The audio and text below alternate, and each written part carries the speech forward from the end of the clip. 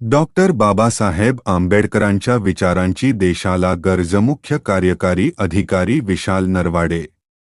लोकहित मंचच्या वतीने भारतरत्न डॉक्टर बाबासाहेब आंबेडकर यांची जयंती साजरी. सांगली. जगातील सर्वात मोठ्या लोकशाहीचे जनक, भारतीय घटनेचे शिल्पकार डॉक्टर बाबासाहेब आंबेडकर यांनी संविधानाच्या माध्यमातून या देशातील सर्वसामान्य गोरगरीब, कष्टकरी, दलित वर्गासाठी आपले आयुष्य वेचले आणि गरिबातील गरिबापासून ते श्रीमंतातील श्रीमंतापर्यंत सर्वांसाठी एकच कायदा निर्माण करून विषमता दूर करण्याचा प्रयत्न केला.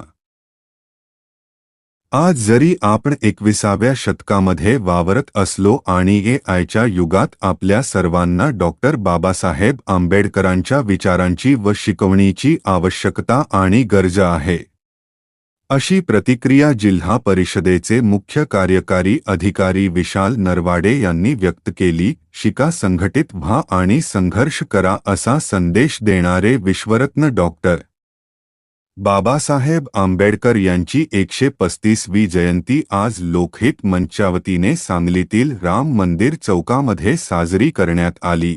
त्यावेळी ते बोलत होते. भारतरत्न डॉक्टर बाबासाहेब आंबेडकर यांच्या